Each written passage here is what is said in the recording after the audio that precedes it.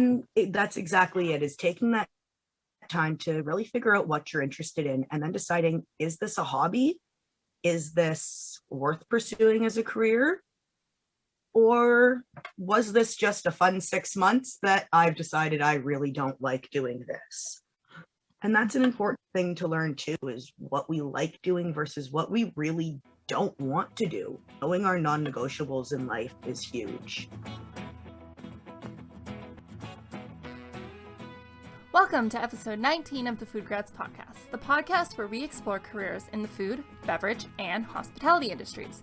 I'm your host, Veronica Hislop, a molecular science graduate student and career partner with FoodGrads.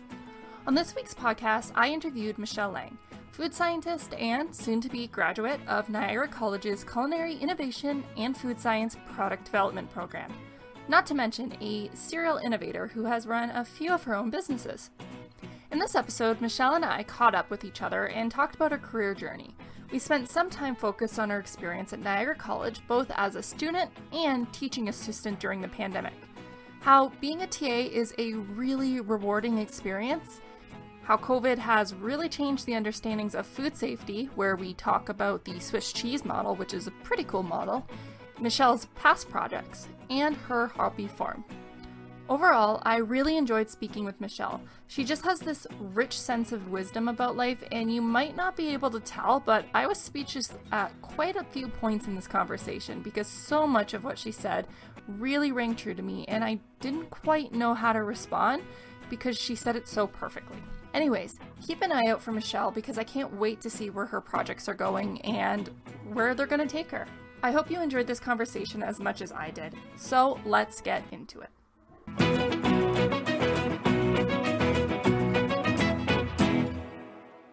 Hi, Michelle. Thank you for coming on the show. It's hard to believe that you are like the last FoodGrads person I have seen since everything kind of went down. I remember seeing you at the Restaurant Canada show last year, and it's almost been a year since that date, and it's just crazy how time has flies. So it's nice to sit down and chat. So thanks for coming on the show.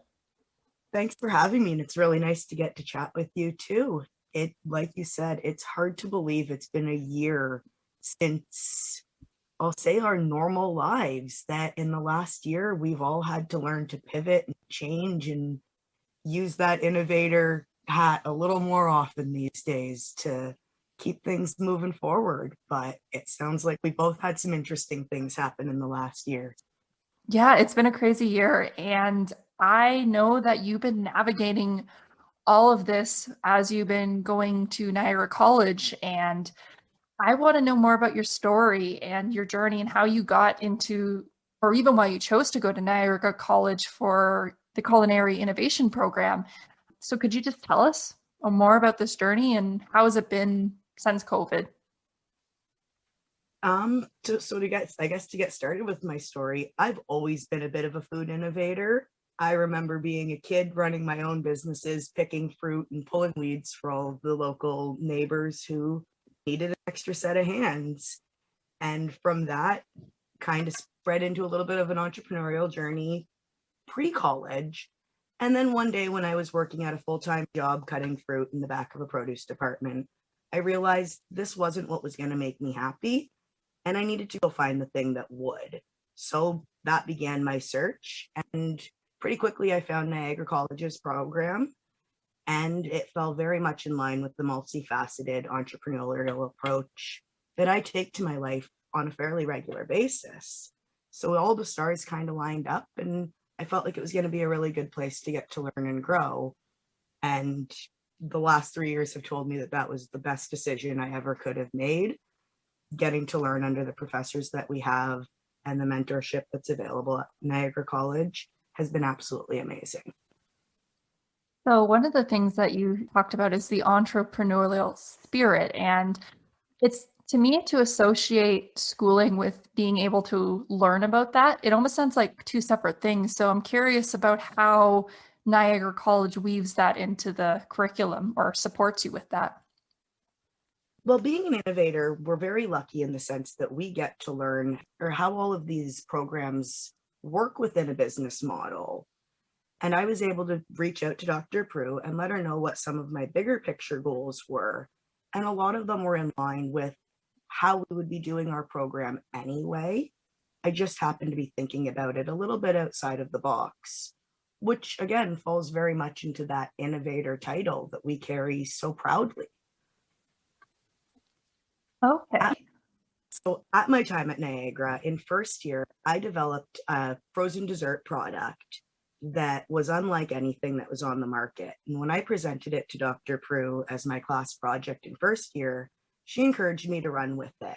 And from that, I actually started my own business. I got a grant through the city of Hamilton to start it during my summer of first year and had a really great time learning so much about how small businesses exist in the food world that's normally very much industrialized. That's really cool. So actually, with finding out about the support with the city, I guess you just did research on it and you came across this, and did you have to like put in an application? How did that work? So personally, I'd actually already done a program through the city of Hamilton prior to going to school, and that was called Starter Company. And that allowed me to initially branch into the entrepreneurship world that I had wanted. And then school kind of followed as a close second to that.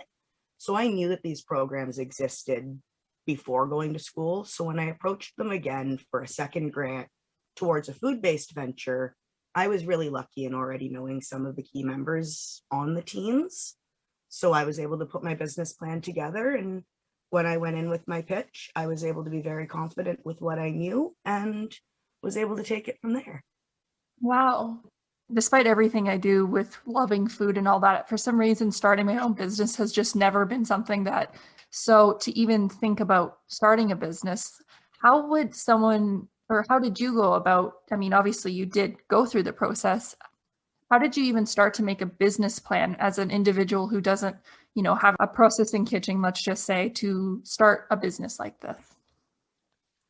To be honest, I started by writing down my dream. I knew what I wanted. And after being in school, I knew the steps I needed to take to get to where I wanted to be.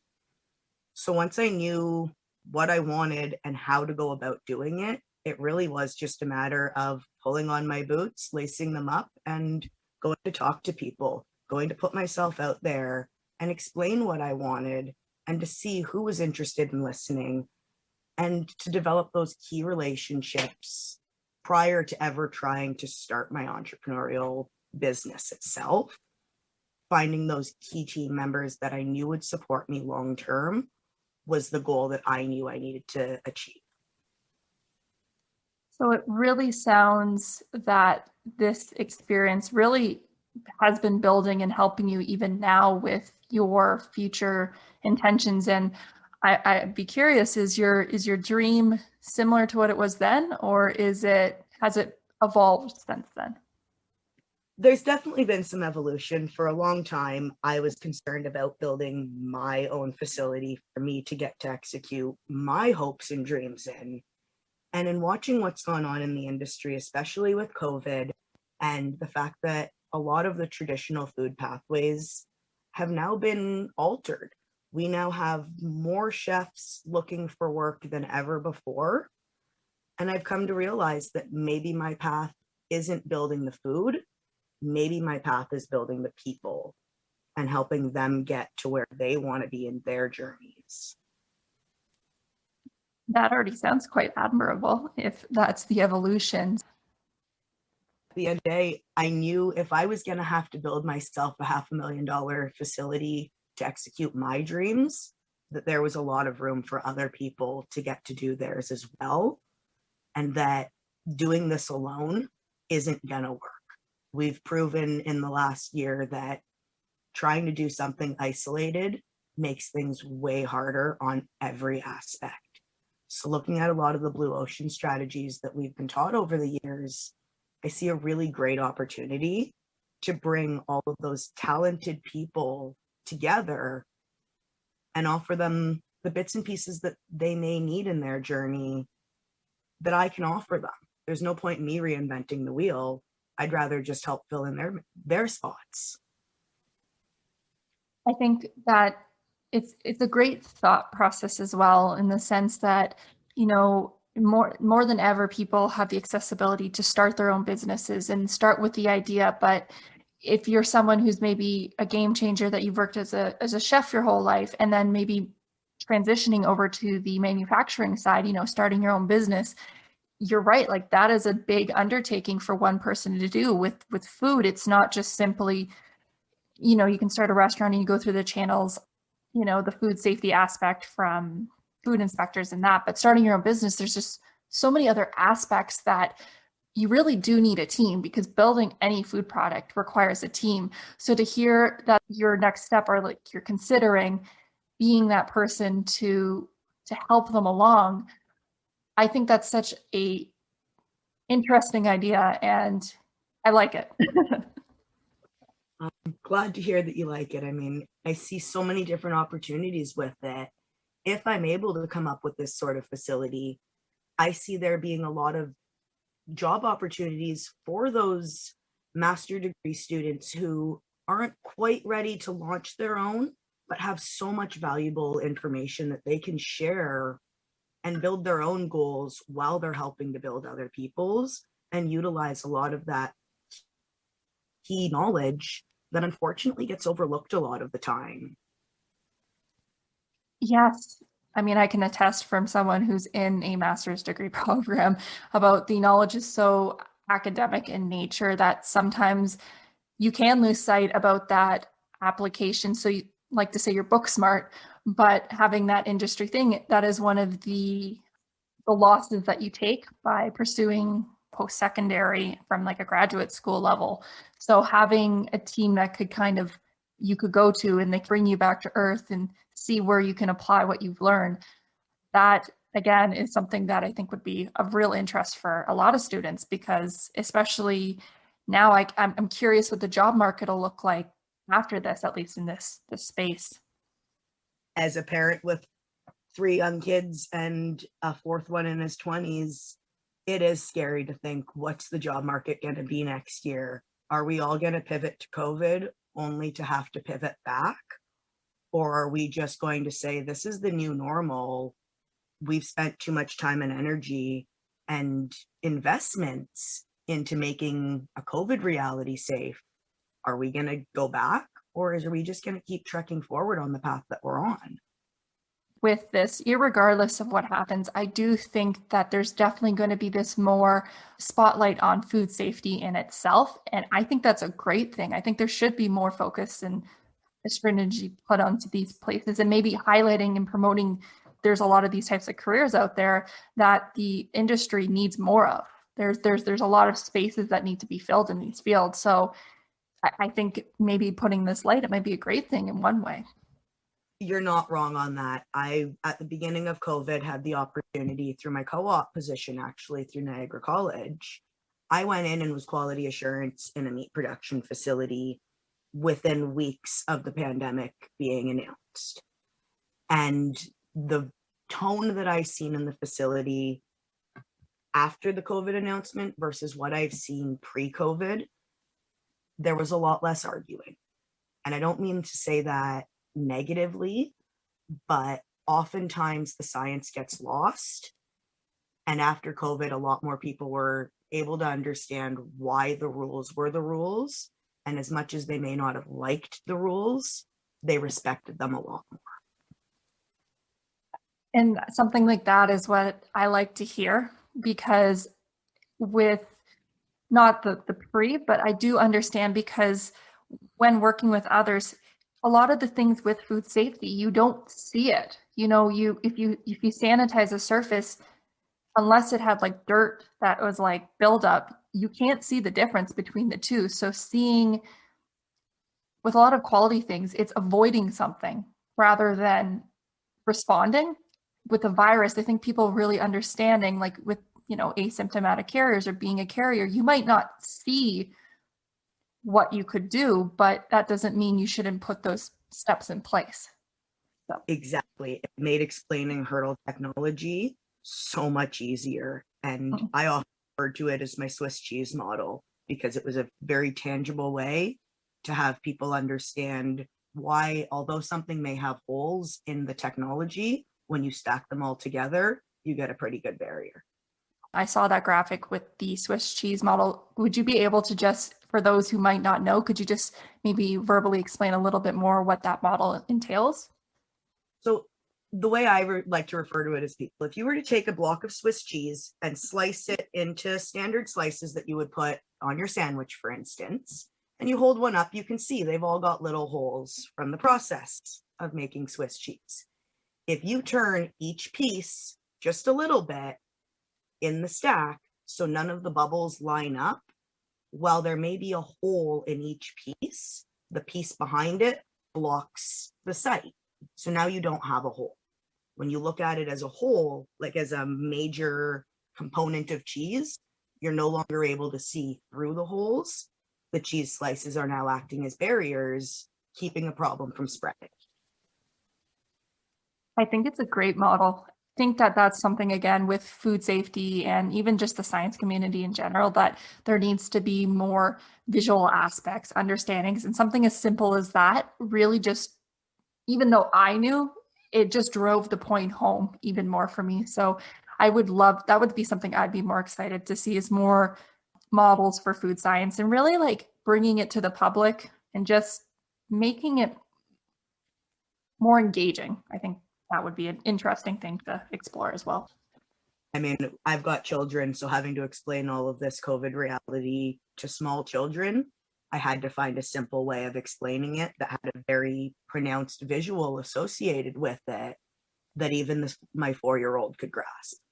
He was 5 when all of this started. So even he was able to grasp the concept. And to me, that means it was a well thought out process. I can imagine having discussions with them. That's a secret asset, being able, if I can explain it to my children, then I can explain it to someone who's in a facility or something like that. So, yeah. It all ropes in together. We like to say it's food science, but at the end of the day, it's life science. Ooh, I like that. I do want to shift our conversation as well. Again, back to you. And before our conversation, you were talking about how you were kind of doing, I believe that you've also been working as a teaching assistant in the program, and correct me if I'm wrong. And I just want to learn more about that and what that would entail at a college. So in my experience working as a TA, I got to work alongside one of our tenured chefs in one of the culinary classes, actually. So I was teaching culinary students within their first, call it 6 months of college experience, and was able to see a whole different lens as to how the food business works, looking at it from a student perspective versus a teaching perspective. It was really interesting because in my role, a lot of it, we were helping to prep and helping to set up. And I noticed that the biggest thing was the role modeling. Once the students noticed me doing something, very quickly they adapted to doing it my way. And that was really interesting to see that happen that quickly. And now 3 years later, I'm still seeing, I'll call them Michelle-isms, with students that I've never met, which tells me those initial round of students are passing on the message. And that was really, really impactful in my career, to get to see just how quickly we can influence the next generation and how far that influence really can spread. That's really cool. I've been working as a teaching assistant as well. So I do think about how I think the ways that I was taught, I know have definitely affected how I was. And I'm happy that with this, you've been able to be in person as well. You've mentioned to me that despite things, you've been sanitizing and everything. So you've had that class that's able to see you. So it's being able to be a teaching assistant. I can only imagine that can encourage you to take these skills. And again, you're building these skills for which could eventually lead you to some of your aspirations after you graduate from this program. Most definitely. I've been a very, very lucky individual in that sense, that I was able to almost tailor my program to what my specific needs were within the food world, because they aligned so closely to a lot of the core values that we teach. And I can't say enough great things about our professors who pivoted and were willing to come along the journey with me. And I can imagine that's in part why I know that you had nominated Dr. Amy Prue, one of your professors, for the Frontline Workers Heroes, I believe it was the term. So I think that can attest to how strongly you feel about how your professors have helped you pivot. They are definitely a great role model to get to keep chasing after. And as you said, I recommended Dr. Amy Prue for that, both for what she does within the college community and just how far her reach is outside of that academic circle as well. She really does live, breathe, and eat this industry every day, and I respect her so much for that. Her name reaches out so much, and to hear that she is really bringing that to the school right now, when I can imagine for her, even just following the industry news and keeping an ins to understand what is going on and already bringing it to the students,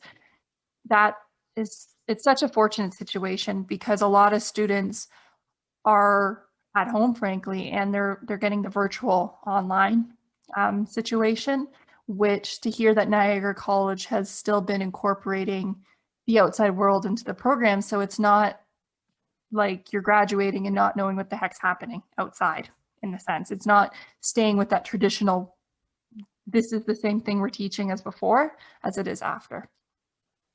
Exactly. And our professors did a great job of pivoting to that reality. And I cannot say enough great things about how they were able to accommodate what needed to be accommodated and still provide us with such a high level of education. I love that. And again, I'm going to pivot the conversation because I don't know, I just wanted to chat about your hobby farm. I just think that is so cool, and I want to point that out. And could you tell me a little bit more about that? So I call it a hobby farm. I live in the middle of the city. I have neighbors directly around me. So to call it a hobby farm may be a bit of a stretch on my behalf. But for my relatively small city lot, I boast 2 fruit trees, a dozen berry bushes, gosh knows how many different seasonal plants that come up every year. And post-COVID, I adopted myself some chickens. Okay. So my neighbor's been really supportive with that as well. And it's been a really interesting process going about that. I don't know how long they're going to stick around for, but it was definitely an interesting project to get to do with my kids in the midst of all of this. I know that you were doing this prior to this, but I know that farming blew up during COVID because people had the time to finally get back to the roots, which I think is so cool. But how long have you been tending to, first of all, I'm just shocked to find out where it was. I don't know. I assumed that you were in the middle of nowhere doing this. So props to you. Thank you very much. I love what I do. So I've been doing this for a really long time, actually, in my neighborhood. When my oldest son was an infant, I worked with the local Kiwanis Boys and Girls Club, and we actually started a community garden where we dug out the old dirt, brought in new stuff. I transplanted half of my backyard into the lot, and we had a really good time teaching kids where food came from. It made me incredibly sad that day when I asked the kids in the room where their food came from, and most of them said the grocery store. Oh. They didn't grasp that their food actually grew outside and that somebody had to tend to it and raise it for it to show up in the grocery store. And I think that was the moment 10 years ago that I knew I had to find my own path in the industry to make sure that kids knew where their food came from. Yeah, it's definitely an important issue. I mean, to be honest, it's not something that I'm not around a lot of kids lately, so it's not something that comes to mind, but it definitely would be super important to learn where your food came from. There's not only that, it discourages food waste, things like that. But for you to be able to start a garden where you are attests to the possibilities that what little land someone has, they can make it like a learning journey for not only themselves, their family. You get to reap the rewards if it's done properly. And I can imagine that it's satisfying to do, to be able to say, I was the one who took these few months, tended to it, and here we are. It really is great to get to know where your food came from. But my bigger point of pride is that up and down my street during the summer, I don't think any of us go grocery shopping. We all just swap what grows in our yards. We plan out our gardens accordingly. And we always have everything we need. I've got two of my neighbors convinced at this point. They both have fruit trees in their front yards. I've got a few more that are looking to put some berry bushes in this coming season. I want the edible urban environment, so I've been making it happen. So tell me, if I wanted to start, even I have no idea where to start, let's just say someone, what would your recommendation be for someone who wanted to start their own edible garden? Your own edible garden on your property, honestly, top advice, pick the 3 things you like to eat the most and go research them. Growing food really isn't as hard as people like to make it out to be. It needs some dirt, some water, and some sunshine. Everything on top of that is extra. See, this is why I want to chat about it, because even despite me being in this industry, it sounds like it'd be way harder than just that. I'll be honest. So once you start getting into scalability, definitely you've got disease to worry about and space requirements and all of that fun stuff. But for the average person starting out, a small pot of dirt, a recycling bin, an empty ice cream container, honestly, is really all you need to get started, is the want to learn. You need a sunny window to get some herbs growing. Dr. Prue and I often compete throughout the winter to see who can keep their plants growing the longest with minimal efforts. And we've learned that green garbage bags and tomato cages can extend your growing season by almost 3 months. Holy, that's insane. So it really just starts with the desire to want to try and the knowledge that sometimes it's gonna fail. You might kill a plant. That's life. Just plant another one and try again. I like your attitude with things, because it's a matter of fact, but then at the same time, I mean, the worst that you lose is time with the one plant, and it's just a learning journey. And now you know, heck, I shouldn't just water my plants that often, or I don't water them enough, or there wasn't enough sun. Exactly. I mean, is it really time lost on that plant, or is it time gained learning a new hobby? Mm-hmm. It really is just about perspective, and COVID's helped me learn that a lot, that it really is about perspective and how you choose to look at a situation. I could imagine seeing with your neighbors and all that, being able to be somewhat self-sufficient, I bet, is another boost in confidence, that, or just a sense of security, because I know during the first few months, it was my first time, to be honest, experience in my life seeing an empty grocery shelf. I had never seen that. So it was very much an uncertainty that I just never had experienced in my life. So being able to grow something, I bet that helped just a little bit with that sense of feeling. It certainly did. It's interesting that you speak about the security aspect, because we heard a lot of folks say that the pandemic made a lot of uncertainties in their life clear. I was really, really lucky when all of this happened. It made me realize just how lucky and fortunate I really was, and how, despite the fact that grocery stores were empty, we were still eating the same as we did before. I was able to stretch out meals and help out neighbors who unfortunately weren't doing as confidently at that point in time. And that all of the life skills that I had hoped to learn, I had mastered at a point where it mattered. And that was really, really awesome, to not feel that insecurity, to know that I do have a good food store that my knowledge of how to dehydrate and preserve food means that I had a shelf full of home canned foods long before COVID happened. So it was really nice to have that sense of security that I don't think would have come from anywhere else but the education that I have. Oh, Michelle, you are just the sense of wisdom. That's the word that just comes to my mind. And being the past and the steps that you've taken in your journey so far. I mean, it just feels like, how do I put it? You have a sense of calmness to me that even though you're just figuring it out, at the same time, you have figured out so many things. And it just sounds that I think that moving forward with the steps, if you do pursue creating this business to essentially help other people, that you've seen so many different aspects of the food's journey, whether it be in quality, is it, growing from the agricultural standpoint, whether it's learning from the actual knowledge being in college school. You have this perspective that I think would really benefit a lot of people.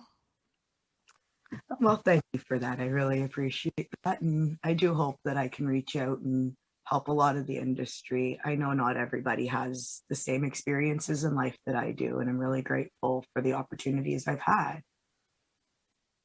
And I think that would be a good place to ask as well. Why is the food industry a great place to work? There are so many awesome people along the way. To be honest, I love working with food, but it's not always the actual food that makes me excited. It's meeting the farmer. It's meeting the food tech that figured out the problem for their company. It's seeing how excited people get when a little bit of science goes a long way and you've taught somebody that a little bit of flour and water, they can make bread. And all of that wraps into the food industry. And there's never a dull moment. That's for sure. Personally, I think the food industry is a great place to work because if you want to learn, there's always something to learn. If you want to stay as a master at something, you are able to reach that level of mastery and be proud of what you do. And at the end of the day, who doesn't want to work somewhere that affects their day-to-day life? I love walking in a grocery store and saying, I know who made that. I know the guy behind that product. My friend made this on their co-op, and I know they made it because of the lot number on it. And that to me is a lot of fun. Oh, totally. I agree. Even now, the places that I last work, I look at the lot codes and I go, I wonder if that person's still on that line doing that thing. So, oh, I love it. That whole hidden world that's right in front of us, I think is so cool that most of the world doesn't understand what that little lot code means.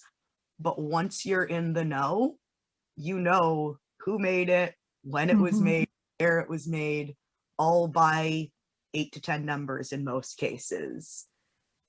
And it's kind of cool being the secret ninja.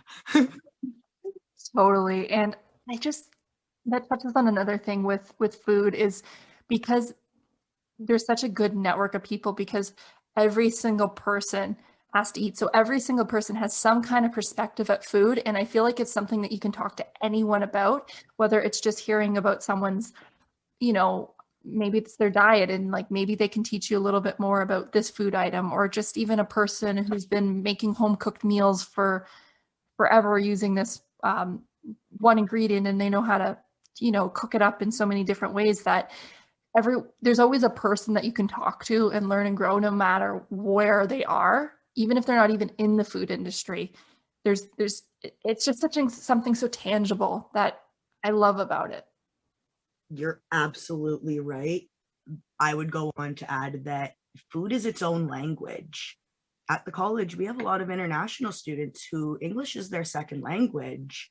And the fact that we can have entire conversations without ever speaking a single word, just based on the food that we're making for each other, is absolutely amazing. One of my best friends, and honestly, a very, very talented product developer that I've gotten to work alongside the last 3 years.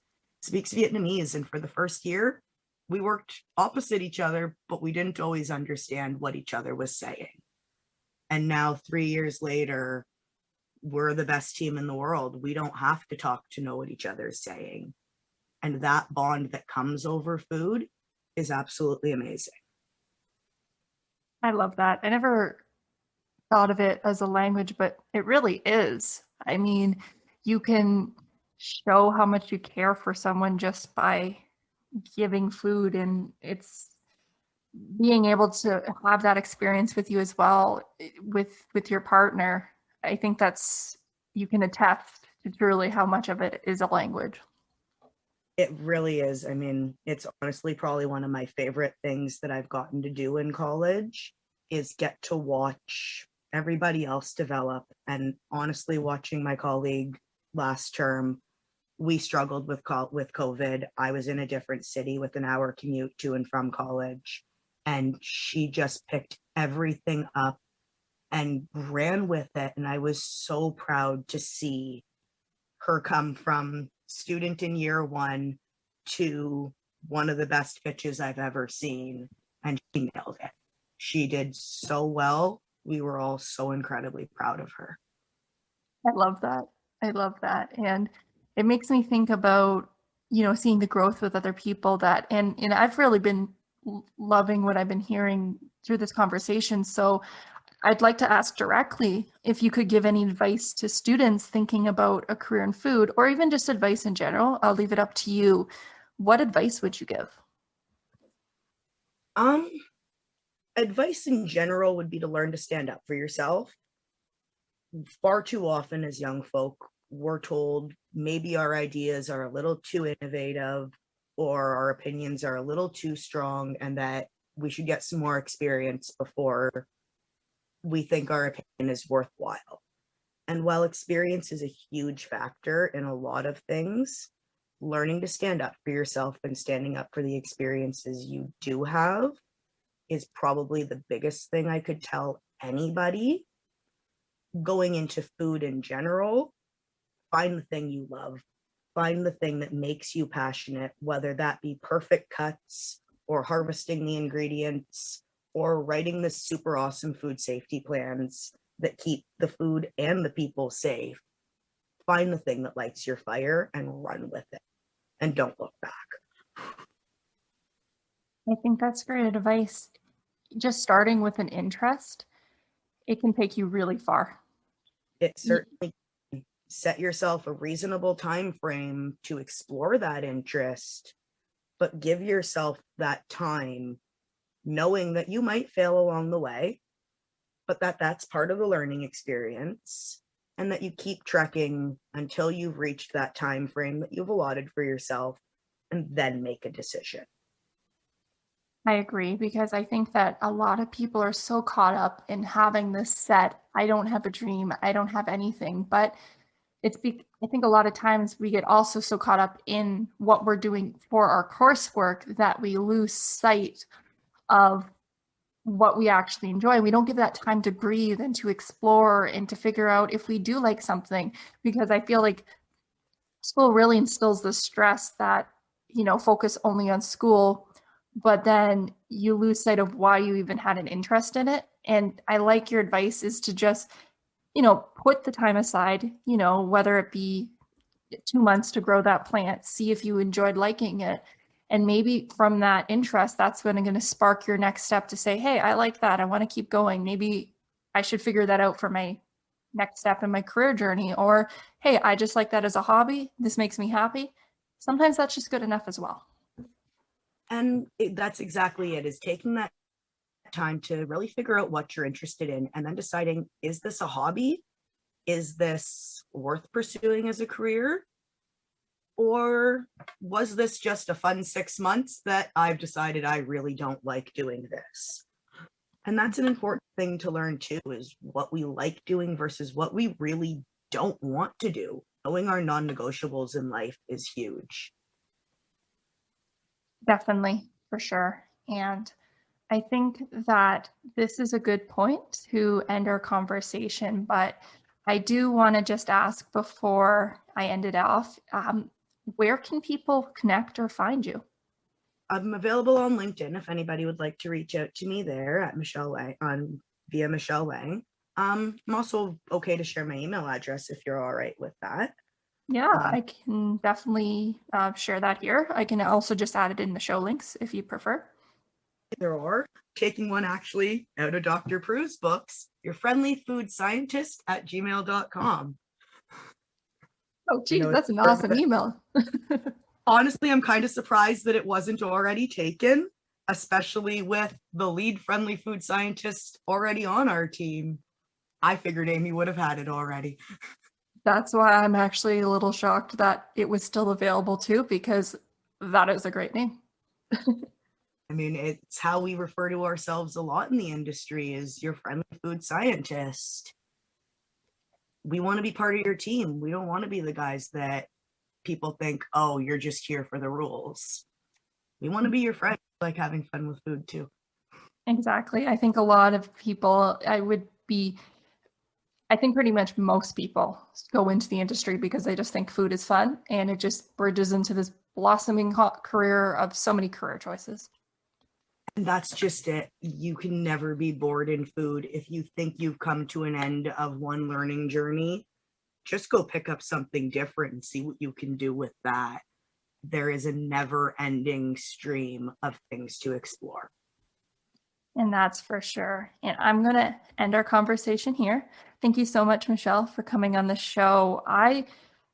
This was a great conversation. I just feel like I said already before, that you have so much wisdom, and I really hope that everyone listening here picks up some of that as well, because it really does sound like through your journey, you've tried many new things, and you've seen a little bit with what works for you, and you move on if it doesn't. And that's the fun part of life. I mean, if we forget that it's not that, if we only ever go for the end goal, we forget the journey in between. And that journey is so much fun. That's for sure. So once again, thank you so much, Michelle, for coming on the show. It was a great time. Thanks for having me. I look forward to the next time we can chat. Me too.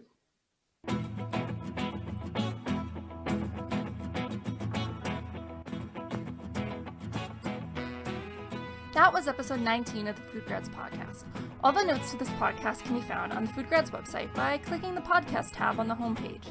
There, you can find the notes to any past or future episodes. If you enjoyed this episode, then let us know, or better yet, share it with your network. This helps us get the word out there about how great the food industry is and get more people excited about it. If you have any ideas for guests or jobs you want to explore on the podcast, then make sure to reach out to us on our emails or any of those social media platforms. Anyways, that's it for this week's podcast. Thank you so much for listening. I'll see you next week.